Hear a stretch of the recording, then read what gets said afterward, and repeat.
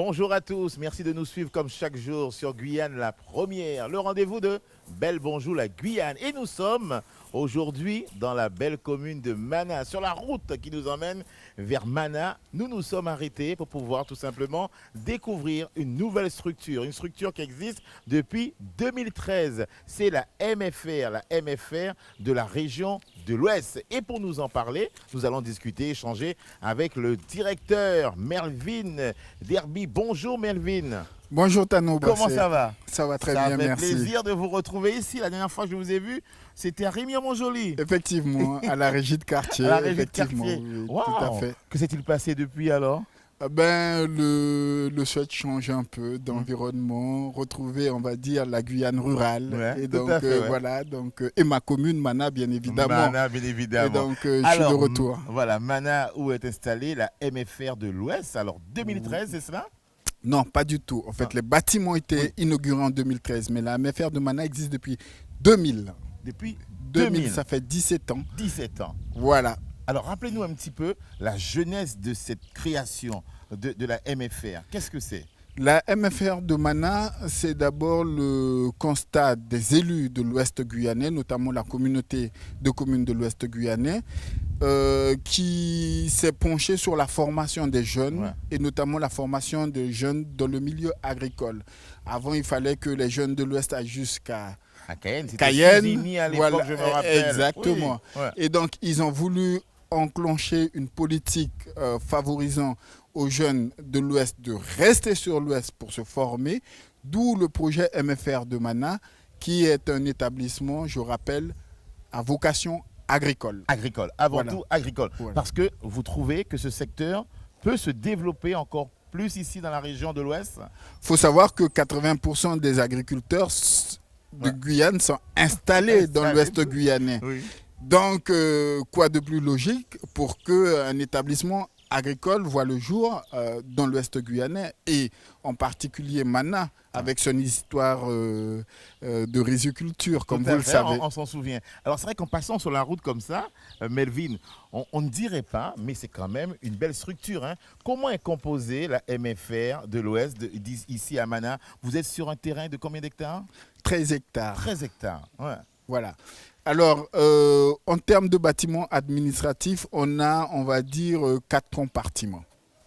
Un compartiment internat, parce que dans notre pédagogie, on vise vraiment l'accompagnement global des jeunes, et donc on ne remplace pas la famille, mais on veut qu'ils retrouvent, on va dire, le cadre familial, au sein de l'établissement. Donc, on a un internat, effectivement, qui va avec toute la partie restauration collective qui va avec.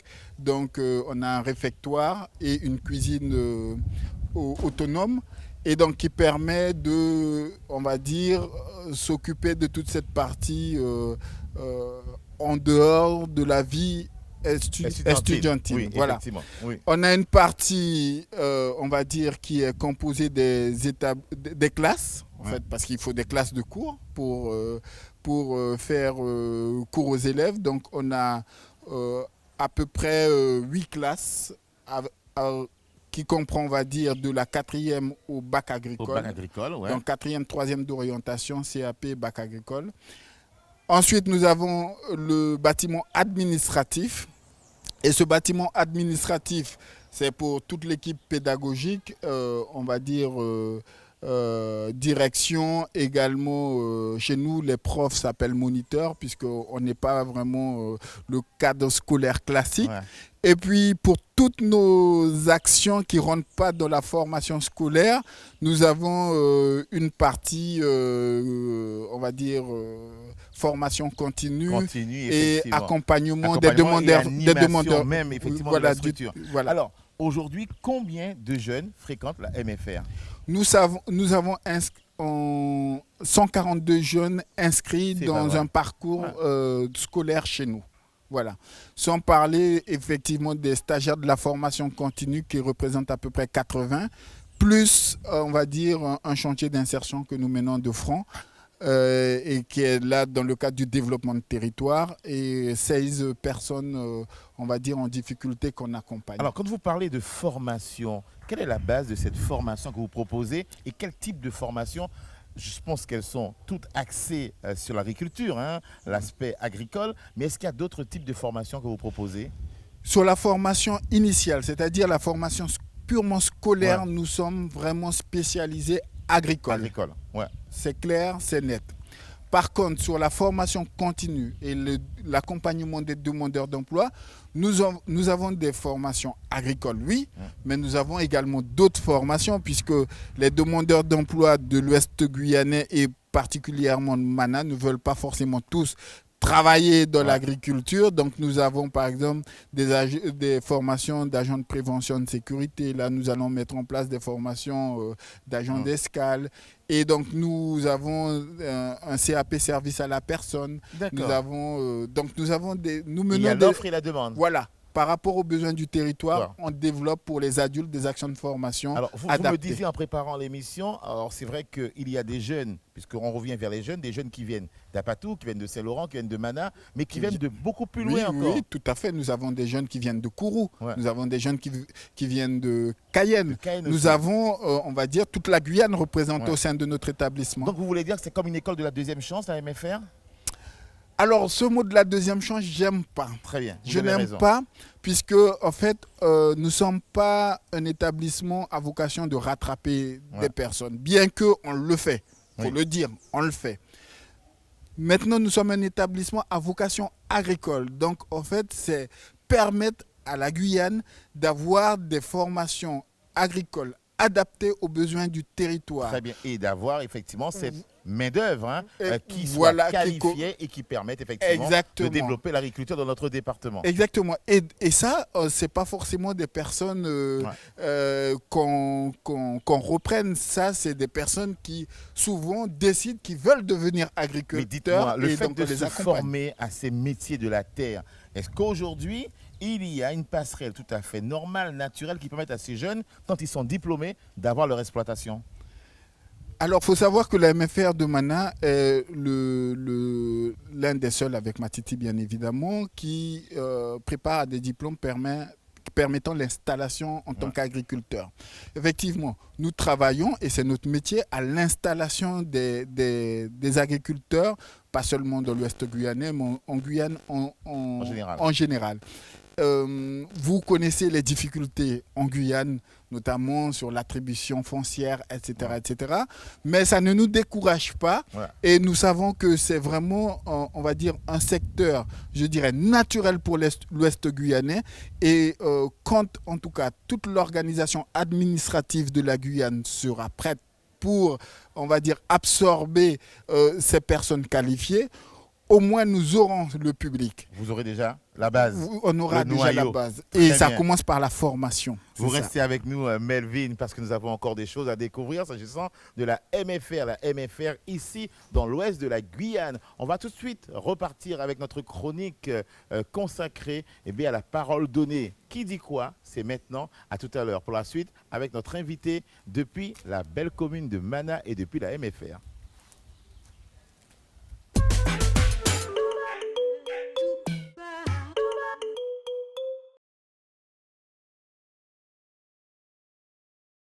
Je suis un très bon élève. C'est vrai? Oui, c'est vrai, monsieur. Alors qu'est-ce qui prouve ça? C'est les notes? Les notes, le comportement, le tableau d'honneur surtout. Parce que je travaille bien, j'ai des bonnes notes. C'est vrai? Ben oui. Ta plus mauvaise note? 10. Bah, français, la prof elle est gentille, hein, mais elle note méchamment. Et les maths, un peu? Les maths, oui, c'est bien aussi, mais je suis pas très fort dedans. Mais je reste un bon élève. On peut dire ça. Ma matière préférée, le sport. Le sport? Voilà. Okay. Donc c'est là que t'assures le plus, quoi. Ouais. Les maths, c'est pas ton truc. Français, c'est pas ton truc. Le français, ça. Français et l'histoire, ouais. C'est pas ça. Ok. Regardez un peu tous ces jeunes qui fréquentent aujourd'hui la MFR. Les jeunes sont à ma droite et de l'autre côté à gauche, il y a tous les encadrants, tous les moniteurs. Ah mais tiens, vous êtes là aussi, Melvin, tout à fait, voilà. tout à fait. Regardez, c'est quand même bien de l'encadrement. Pourquoi une telle idée? Pourquoi avoir mis sur un mur les encadrants et de l'autre côté les élèves? L'idée, c'est de mettre en valeur à la fois l'équipe qui forme ces jeunes, mais également les jeunes qui eux-mêmes participent à la vie de notre association, parce qu'il faut rappeler que la MFR, c'est une association de loi 1901. Et donc, il fallait créer une interaction entre ces deux publics, puisque enseignants et jeunes, et créer cette complicité, d'où en fait cette idée de travailler ensemble pour, on va dire, mettre en valeur tout le monde, parce que c'est toutes ces personnes qui font la MFR de Mana. Alors, nous avons parlé des jeunes parce qu'ils sont là sur ce mur, mais la formation, c'est pas forcément pour les jeunes. Est-ce qu'aujourd'hui, il y a des gens peut-être beaucoup plus âgés, plus aguerris, qui cherchent encore à se former? Est-ce que vous accueillez ces personnes, ce public-là?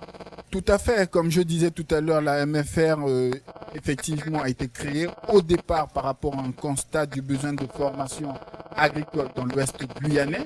Mais depuis, le projet a un peu évolué. Et donc, ce projet, maintenant, permet à des adultes de venir se former. Et donc, nous avons tout un tas de formations, comme je disais. Le diplôme de technicien agricole permet de s'installer en tant qu'agriculteur. Et ça, c'est des adultes qui se positionnent sur ces actions-là, orientés effectivement par Pôle emploi. Nous avons tout ce qui est ouvrier de transformation agroalimentaire. Nous avons tous les CAP de service à la personne.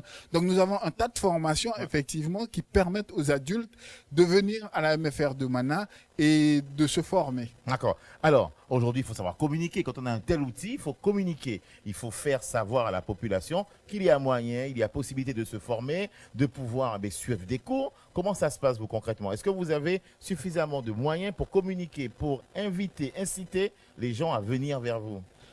Vous savez qu'aujourd'hui, la communication en général, c'est un gros budget. Et des associations comme les nôtres, souvent, on a du mal à communiquer. Et donc, les personnes ne savent pas trop ce que l'on fait, alors qu'il y a de belles choses qui se passent dans ces associations. Et donc, depuis peu, l'année dernière, pour vous dire, on a lancé ce qu'on appelle le Forum agricole et rural de l'Ouest guyanais, qui est un forum qui a pour objectif de mettre en lumière ce que nous faisons. Le savoir-faire des notre gens savoir-faire, de l'Ouest, mais d'ailleurs aussi. Exactement. Et donc, on met en valeur donc toutes ces jeunes qui sont en formation, notamment par la remise des diplômes, etc. Nous mettons en valeur tous les projets éducatifs qui sont menés au sein de l'établissement. Nous mettons en valeur les agriculteurs du territoire et qui permettent que nous existons. Et pour un moindre coût, on essaye vraiment de brasser toute une large population pour toucher le plus grand nombre. Parce que aujourd'hui, cette association n'a pas les moyens qu'auraient les grands groupes pour faire savoir donc, tout ce voyez-vous, qu'ils c'est bien pour ça font. que nous sommes là aujourd'hui. On vous fait un peu de promo. Nous sommes là pour valoriser et médiatiser votre travail. Alors, former des gens au métier de la terre, c'est une chose. Mais est-ce qu'aujourd'hui, il y a de la place pour que tout le monde puisse s'installer? Est-ce qu'il risque pas d'avoir trop de gens formés? Alors, je ne suis pas d'accord avec ce point de vue, puisque la Guyane, la terre, je dirais, c'est le, comment je dirais-je, c'est naturellement vers quoi la Guyane devrait se tourner. On a aujourd'hui de la surface foncière, on a des jeunes, contrairement à il y a 15 ans, qui veulent s'installer. On a de la formation. Maintenant, je dirais, il faut permettre à ces personnes de posséder cette terre pour développer. Et je vais vous dire encore meilleur. La meilleure, c'est que très récemment, dans nos formations, on a une première génération de jeunes, notamment de Javoué, qui viennent se former pour reprendre l'exploitation familiale. Des parents, et ça, c'est une première en Guyane. Très bien. Et donc, pour dire qu'il y a de l'avenir. Il y a de l'avenir. On va poursuivre la visite de la MFR. On a vu effectivement les encadrants, les formateurs qui sont sur un mur et bien sûr les jeunes.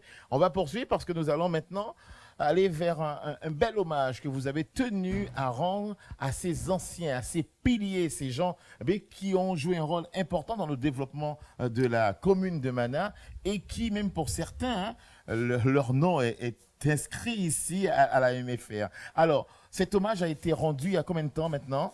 Cela fait 4 mois dans le cadre du forum agricole et rural que nous avons fait sur l'Ouest guyanais. L'idée était de rendre hommage à ces personnes qui, sans elles, nous ne serions pas là et la MFR aujourd'hui n'existerait pas. D'ailleurs, la MFR s'appelle MFR Luc Georges. Voilà, dans Luc le Georges qui premier est là. Luc Georges. Voilà. Le premier, monsieur Luc Georges, dont le nom est inscrit, voilà, à la MFR. Et après, on voit d'autres grandes personnalités, bien sûr, le plus connu, on va le dire, parce qu'aujourd'hui, il y a un festival du conte qui a son nom, c'est monsieur Paul-Henri Gérard, mais il y a aussi monsieur Adolphe Achille, qui a beaucoup fait ici à Mana, Prosper Bain, Théodore Van Els, Lucien Charon, ainsi que monsieur Bourguignon. Ce sont des grands noms de la commune de Mana. Un tel hommage, c'est important de le faire.